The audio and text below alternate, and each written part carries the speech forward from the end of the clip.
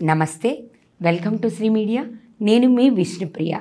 మనం ఇల్లు కట్టుకున్నా, కట్టిన ఇల్లు కొనుక్కున్నా, ఉంటున్న ఇంట్లో కూడా అసలు వాస్తు ఎలా ఉండాలి, ఇంటి సింహద్వారం ఎలా ఉండాలి, ముఖ్యంగా సొంత ఇంట్లో అయితే ఎక్కువ ఆలోచిస్తాం.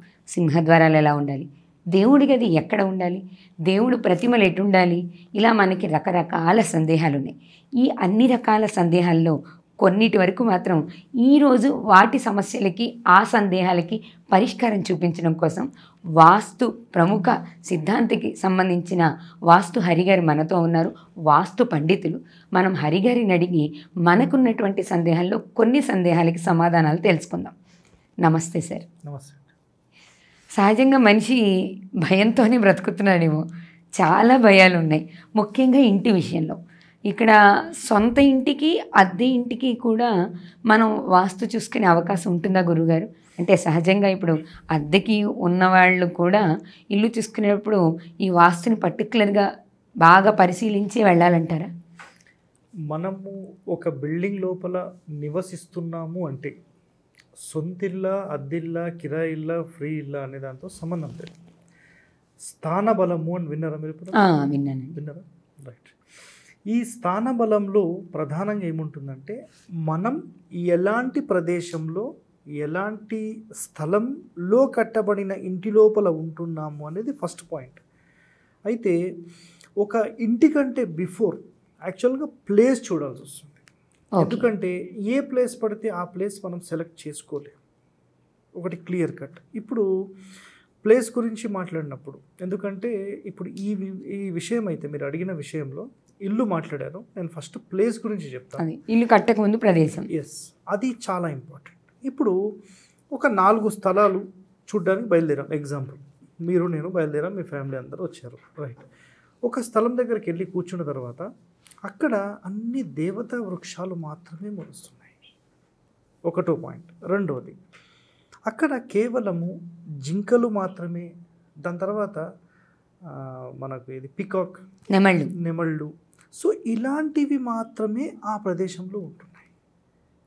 ఒక ఏరియాకి వెళ్ళాం, అలాంటివి మాత్రమే ఉంటున్నాయి. మంచి సుగంధానికి సంబంధించిన చెట్లు కానీ, మంచి సువాసన గల వాసన కానీ, అసలు ఆ స్థలం ఎట్లా ఉందంటే అసలు నిజంగా దేవతలు అక్కడ ఉన్నారేమో అనే ఒక ఫీల్ కలిగేలా అట్లాంటి ప్రదేశం ఒకటి ఉంది. అక్కడ మీరు ఇల్లు కడతారా అని ఒక ప్రశ్న చెప్తామని ఆగారు. రైట్. ఇంకో ప్లేస్కి వెళ్ళాం. కంప్లీట్గా ఆ ప్రదేశంలో మీరు చూస్తే కంప్లీట్ క్రూర మృగాలు తిరిగే ప్రదేశం.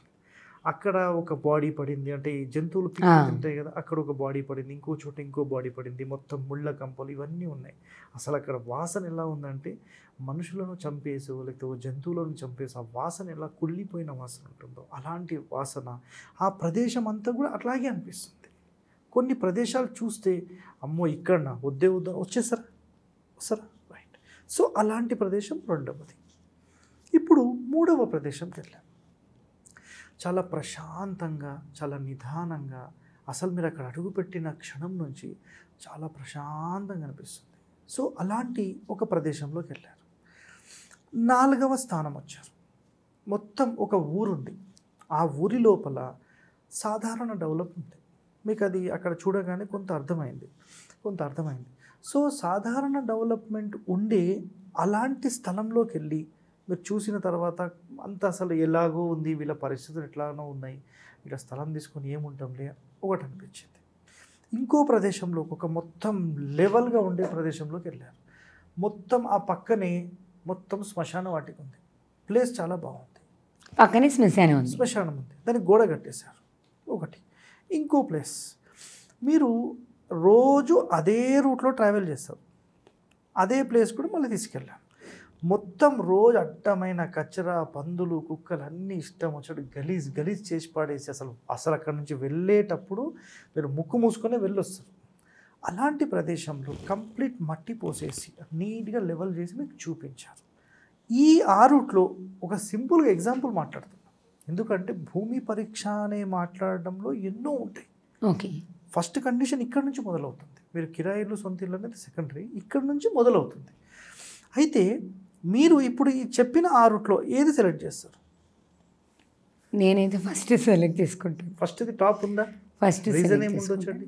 రీజన్ ఏముండొచ్చు? అంటే దేవతా వృక్షాలు ఉన్నాయి, మంచి సువాసనలు వస్తున్నాయి, మనకి చూడగానే అది మంచి ప్రదేశం అని అర్థమవుతుంది. రైట్. ఇప్పుడు ఆ దేవతా వృక్షాలకు సంబంధించిన స్థలం ₹1,00,000 గజం. ఈ చెత్త దగ్గర ఉన్నది 25,000 గజం. బట్ ఏది ప్రిఫరెన్స్? ఒక రూమ్ కట్టుకొని ఉన్న ఆ ప్లేసే నెంబర్ 1. ఒక పాయింట్ అర్థమైందా? ఇప్పుడు ఒకటి గుర్తుపెట్టుకేసుకోండి, ఏదైనా మనకు అనుకూలంగా, అంటే ఒక వ్యూవర్ కానీ, ఒక క్లయింట్ కానీ, ఒక ఇల్లు కట్టే వాళ్ళు కానీ కన్వీనియంటే చూస్తారు, అవును, ఒరిజినాలిటీ చూడరు. Yes no? ఎస్. మనము ఒక మంచి ఫుడ్ తినాలంటే నోటికి రుచి ఉండదు, కడుపుకి మంచిది. నోటికి రుచి ఉన్నది, కడుపుకు మంచిది కాదు. ఇదైతే క్లియర్గా ఒప్పుకుంటారు కదా, అందరూ ఒప్పుకునేది. ఇప్పుడు ఈ స్థలానికి సంబంధించిన పరీక్ష చేయడంలో మనకు కొన్ని కండిషన్స్ చెప్పారు. రంగు చూడాలి, రుచి చూడాలి, వాసన చూడాలి, ఆ శబ్దం ఎలా వస్తుందో చూడాలి అన్నారు. ఈ మాటలు విన్నారా మీరు? అంటే చాలా మంది ఇంటికి రంగు రుచి వినలేదు, ఇంటికి కాదు స్థలానికి రంగు రుచి. ఎస్. ఇప్పుడు హేతువాదులు కూడా ఈ మాట మాట్లాడారు, ఈ మాట చెప్పారు, చాలామంది కూడా చెప్పారు. అసలు ఈ వాస్తుశాస్త్రంలో స్థలానికి రంగు చూడాలి, రుచి చూడాలి అని ఇవన్నీ మాట్లాడారు, పనికిమాలిన ప్రశ్నలు అని మాట్లాడారు. ఎస్, నేను ఒప్పుకుంటా, పనికిమాలిన ప్రశ్న ఒక 10 నిమిషాలు అనుకుందాం మనం. రైట్. ఇప్పుడు రంగు చూడాలి అంటే నల్లని మట్టి ఉంది, ఎర్రని మట్టి ఉంది, తెల్లని మట్టి ఉంది. 3 రకాలు ఉన్నాయి. తెల్లని మట్టిలో జస్ట్ మీరు 6 ఫీట్ మాత్రమే పిల్లర్ కోసం గుంత తవ్వితే చాలు. ఎర్ర మట్టిలో 8 నుంచి 10, నల్ల మట్టిలో 15-20 దాకా వెళ్ళాలి, అంటే ఇసుక దాకా వెళ్ళిపోతుంది కాబట్టి స్ట్రెంత్ ఉంటుంది. ఇందులో బెస్ట్ ఏది? వైట్దే. ఈ కండిషన్ కోసం దాన్ని బ్రాహ్మణ భూమి అన్నారు, అంటే ఉన్నత స్థానంలో కలది అని.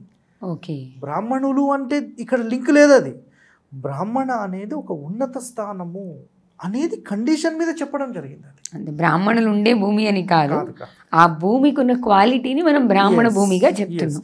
ఉన్నత స్థానంలో కలదని మనం అనుకోవచ్చు. ఈ బ్రాహ్మణ, క్షత్రియ ఇవన్నీ సెకండరీస్. అయితే ఉన్నత స్థానంలో కలది. 2వ స్థానంలోకి ఏది వస్తుంది?